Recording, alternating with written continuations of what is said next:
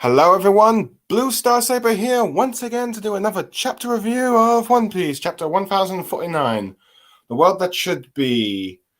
Now before I get into this chapter, I'm just going to cover the, One Piece cover chapter of Gemma 66, An Emotionless Excursion, Volume 11, why the book in the lab burnt up, freeing the brothers, in which we see flame engulfing the two books that are enabling Sanji's second elder brother and his younger brother Yonji and all that stuff.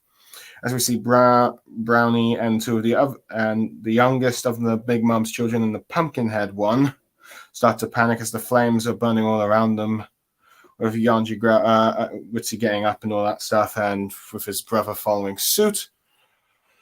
I think it's nice to say that. It gives them a clear message. Flames are burning. They're escaping. They're in trouble now. Kind of vibes, but yeah. Anyway, on to the chapter. We continue the clash between Luffy and Kaido from the last fight, with Luffy's giant fist in Kaido's mouth, with Kaido telling Luffy he cannot change the world, even though he's complimenting him, as Kaido flashes back to like his childhood when he was 10 years old, and apparently where he was like the ultimate soldier in this kingdom called the Vokta Kingdom, with them having troubles dealing with the heavenly tribute and all that stuff. With it appears to be Kaido now a bit older, at least 46 years ago. I'm not sure if that's when he's still 10 years old, or maybe he's 15 at this point. But I don't know, he looks slightly older from his kid phase at least. But yeah. Though he's questioning why they have to give tributes to world nobles, but his king tells him that to sash that off, and then eventually sells him off to the navy and all that stuff, as they don't know what to do with him. Kaido feels betrayed that they're becoming government lapdogs, and the Marines have told them that in exchange for giving them Kaido, they're allowed to attend the revive next year. With Kaido angry that he's been using some political palm, but he escapes. And we found that his first wanted bounty poster is 17 million. And then we learned that, that when they keep whenever times the Marines captured Kaido, he escapes, and he ends up just using the prison as a cafeteria, if you will. We then cut to 2 years later from the event to this in the flashback, which is 44 years ago on the pirate island of Fullerled. Granted, I'm not sure if that's the correct translation, but then again, it's Viz. We see Kaido's beating a single pirate, and then but he's at the age of 15, so he was 13 in the last bit. With Whitebeard recruiting him to recruiting him to Rocks, as Rocks wants to meet him, and we see that Rocks has joined the Rocks Pirates now and how they're unstoppable and all that stuff.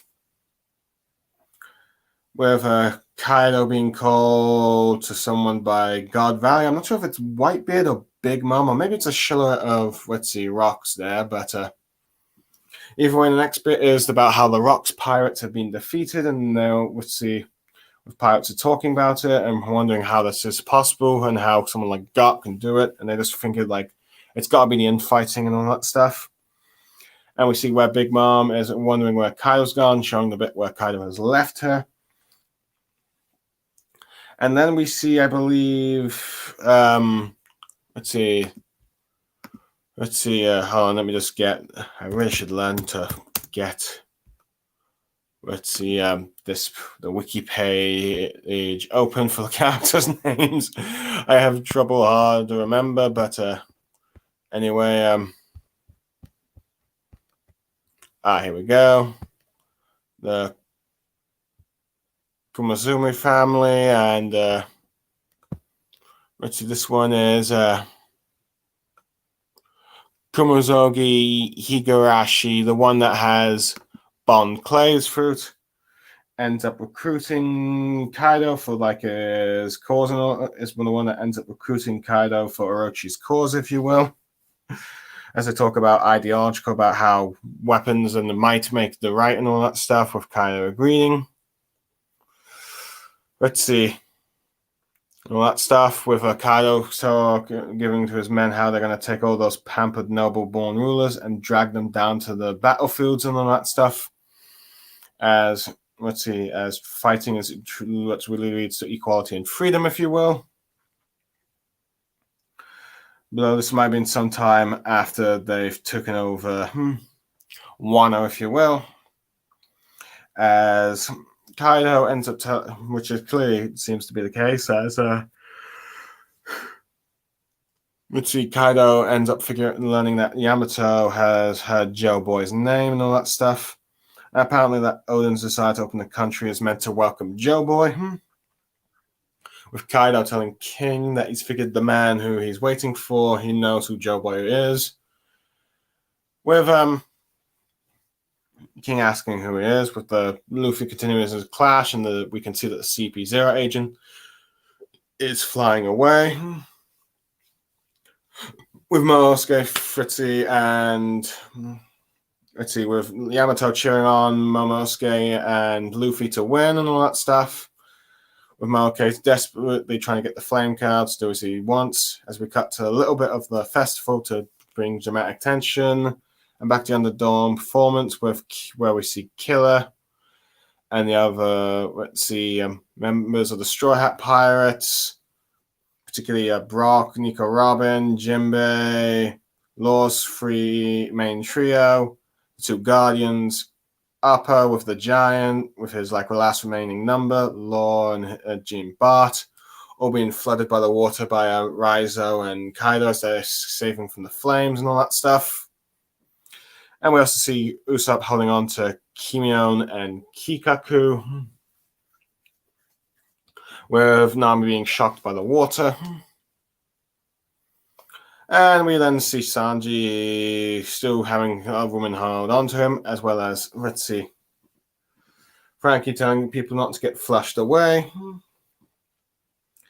And then we get to the treasury room where we see Denjiro hugging Hiyori after many years, where we still see Orochi's flaming head and flashing back to when he bowed to her all those years ago.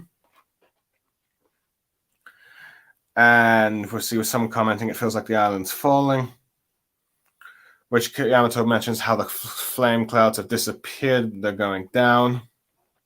As Omigashima's going to fall, Momosuke trying to desperately prevent it. With Kaido continuing with his pretty attack against Luffy, asking what kind of world he wants to create. And Luffy declares as Momosuke has finally created the flame clouds that move the island out of Kaido's way. As Luffy declares he'll make a world where his friends can eat much food as they want, as much as they can, food as they want. As his fists finally starts to take the effect on Kaido, as it's clearly punching down into his face, and bam, sends him flying down to the earth as he crashes. As then we get this little lantern about kid saying he wants to see their mummy, from what it looks like it. With King, as King's flying down, he thinks back to his final, to the conversation he had with King about who Joe Boy is. With him asking who he is, and Kaido says he's the man who will show up to beat him in the future, with King smiling about that. And that's the case, he'll never, suppose they'll never get to see him. As we cut to the citizens of Wano with their more of lanterns, beat the scary dragon, bring the Kosuke clan back. As Omagashima lands, and so does Momosuke and Luffy, also landing from the effects of after his attack, as he usually does whenever he has a serious fight, become unconscious after beating their opponent, ending the chapter. Okay, first of all, I do like how Kaido is flashing back. We get a bit of we're finally getting a bit more of that Kaido's flashback. Granted, perhaps a bit of a speed up than what people were probably expecting, given the fact that Big Mom got at least 2 or 3 chapters. So her flashback story. But it looks like Oda really wants to get Wano done as much as he can. we learn how we end up seeing that Kaido, even as a 10-year-old, was like the ultimate soldier for this country where he grew up called the Vodka Kingdom. Now, from the looks of things, he appears to be the only one with horns, so if Kaido is someone from the Oni race, this is probably not where the Oni are from, and this is probably where he was stranded, from what I'm guessing. But proved to be a quite effective soldier and all that stuff.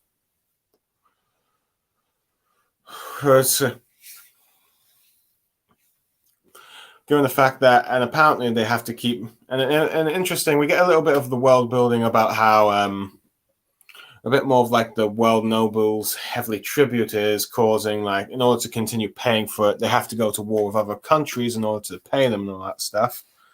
So it kind of shows how, despite the world government trying to create peace and order, due to the actions of the world nobles and their demands for payment and all that stuff, due to forcing them, they force countries to go to war to each other to steal each other's resources and loot in order to continue paying for their protection and all that stuff.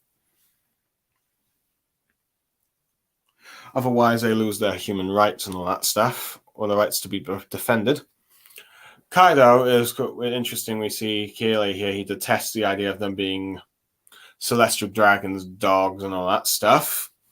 It's clearly this is his first line of questioning, which leads to like probably the long-term which clearly leads to the next bit where the king of the country clearly has enough of Kaido and doesn't know what to deal with him and all that stuff. Not to mention probably his rebellious streak is probably, bad for business and all that stuff. So they decide to just, since they don't know what to do with him, they decide to list him to the Navy, sell him off and all that stuff, as we see the Navy dragging him to chains. And in exchange for this, the king is allowed to attend the revive and all that stuff. And clearly Kaido is not happy about being a pawn, which I wouldn't be surprised if this is what led to his eventual, why he probably also betrayed Orochi in the end, because he would rather not be the pawn of some, ruler that sits on his butt all day, or he does all the dirty work, and clearly that's probably what you plan. Probably this is clearly why he was going to betray Orochi always in the end anyway. So we got a reason, but we probably got a reason why he doesn't trust leaders and all that stuff. But interesting, we learn how his first bounty was 70 million, which was 20 million more than Big Mom, though. I do find interesting enough, despite that Nika Robin is both weaker than Kaido and Big Mom, she ended up having a higher bounty than both. But then again, I guess the world government does view more Nika Robin as a threat due to more of her knowledge than her strength, really. But I am curious to see how big her bounty will be after beating Black Maria.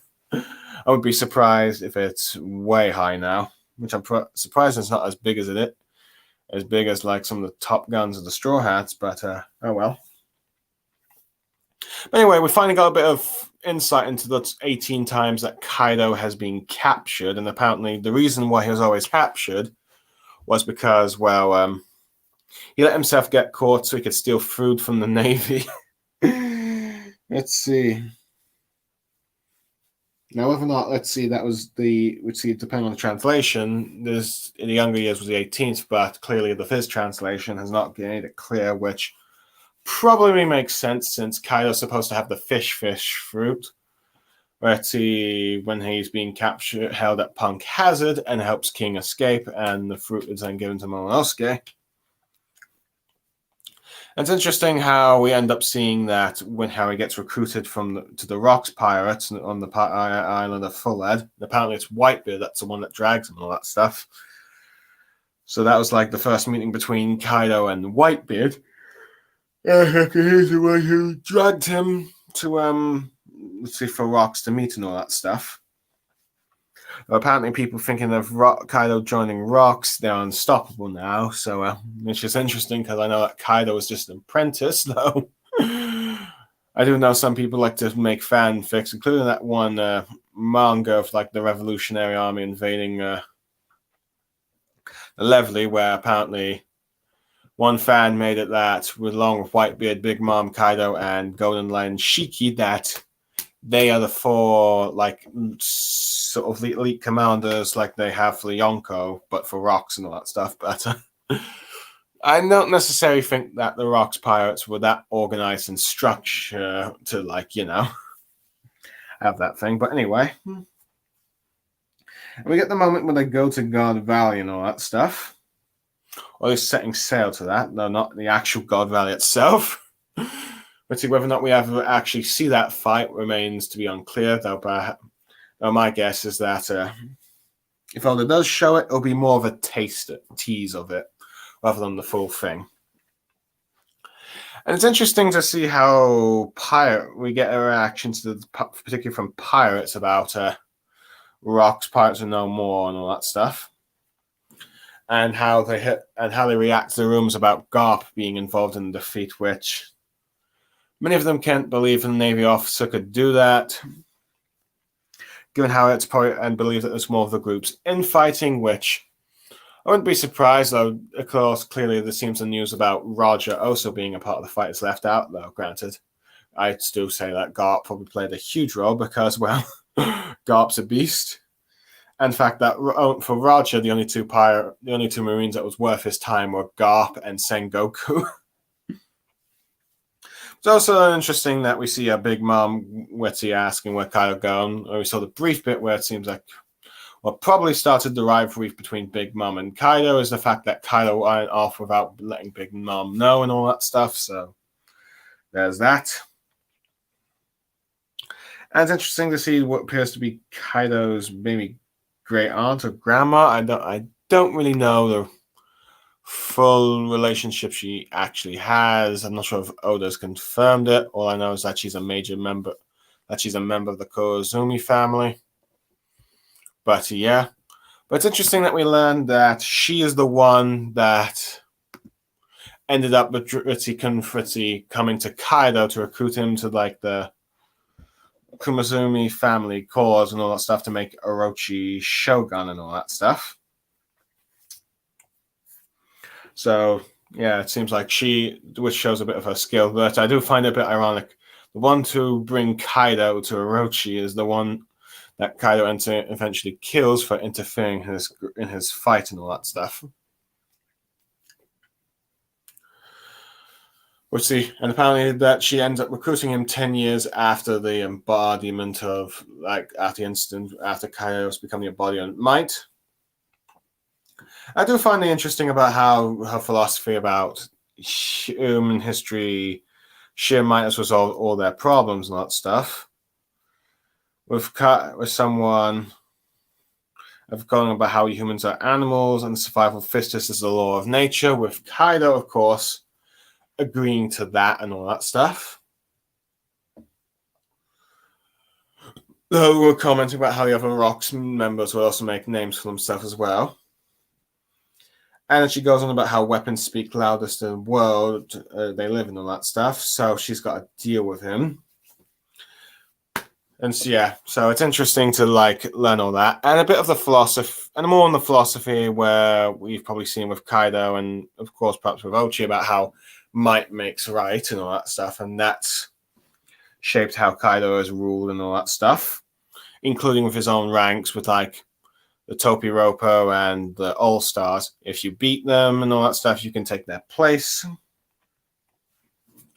And it's interesting how we see more of Kaido's motivation, which probably stems from from what we've seen in the early years about how they're going to take all those the elites and the pompous nobles, born rulers, and drag them down from their thrones to join the battlefield as the true version of equality and freedom, where war decides a man's true worth, if you will. It's interesting to learn that's part of Kaido's motive and all that stuff to wage war in the world.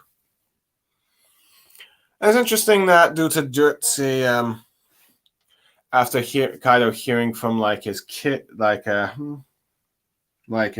his child Yamato has heard Joe-Boy's name, and apparently learns that through Yamato that's what that's who Odin was waiting for to open one's borders and all that stuff.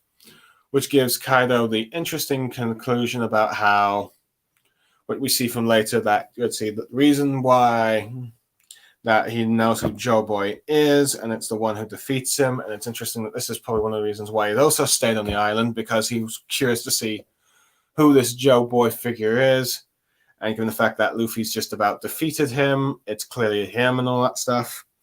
And heck, that's what we thought about earlier, and why he, given how he was hinting earlier when let's see he was fighting Luffy, and clearly he thought Luffy had a chance of beating him for a while, but then of course he lost, then lost again. Now, granted, this third time was an interruption, but now this time it's for real.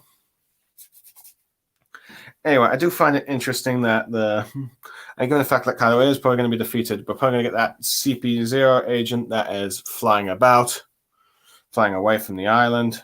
The running walk technique really is probably going to report back to the government that, yeah, Luffy has defeated Kaido. Our efforts to prevent that have failed and all that stuff. I do like how, anyway, we do get a nice little panel of like double page spread of like the Straw Hats and everyone just being shoved into water into the same room, if you will, even when the island is falling and all that stuff. I do like the nice little moment where let's see Dendro talks to Kurosaki about or Lady Hero about what she's managed to endure for all these years. Anyway, we finally see the flame cloud start to fall, and it's like Momosuke and Yamato being worried and all that stuff. But I do interesting that Kaido ends up asking Luffy what kind of world he wants to make, because Kaido wants to make a one with war, but Luffy has the opposite, let's see, clash and go about how he wants to make a world where him and all his friends can eat as much as they like, as they want, if you will. And as he does this, this is when he finally gets we finally get in many ways, this punch kind of reminds me of the Doflamingo bit where, granted, this one's granted, but in the manga, that was a lot more quick as Luffy breaks through Doflamingo's attack. This one is a bit more push back and forth, if you will, though granted, that was also the case with the anime for, let's say, the Doflamingo fight, because they were trying to drag the episode one chapter. But this is where Luffy's attack finally succeeds and punches Kaido down, because clearly this is another kind of Doflamingo type of defeat, if you will. But heck, I don't mind. I do like how we get the panel of like Kaido flying down, and it looks like he's spinning in a circle as he's landing crash down and all that stuff. And during that, probably mentioned, and I do like how it seems in this last moment of desperation, Momosuke finally spews the clouds out of him to circle Mishima and pull the island out of safety before Luffy punch takes its impact and all that stuff. I do like how, as Kaido's falling, we get all these lanterns about how people wish that he's defeated, as, let's see, it finally happens, and the island finally crashes down with Luffy and Momosuke being tied and all that stuff, so I like that bit. But yeah, but it's probably, I do like how Kaido's final moments probably is that he's realizing that Luffy was Joe Boy and he has defeated him and all that stuff. Granted, it will not be probably into, like, as we've seen from the previous fights in One Piece, the confirmation of defeat will not happen until next chapter, which, let's see, I will probably try and review either hopefully tomorrow at some point, before the official translation of chapter 1051 comes out on Sunday. But yeah, overall, I give this chapter a 9 out of 10. Very good chapter. We get a bit of, let's see, maybe a bit of a quick just run through of Kaido's flashback, but I liked how they did it for the most part. And I'm looking forward to seeing how the rest of the chapter goes, even though I already know because I'm so behind. But I'm very curious that we're finally getting Wano to be wrapped up and all that stuff. I'm looking forward to the future of One Piece and all that stuff we go from here, because it's been a very long 4 years. But overall, I'm Blue Star Saber, signing off. Thank you for joining me. And if you've watched this, and if you end up watching this review later, and goodbye.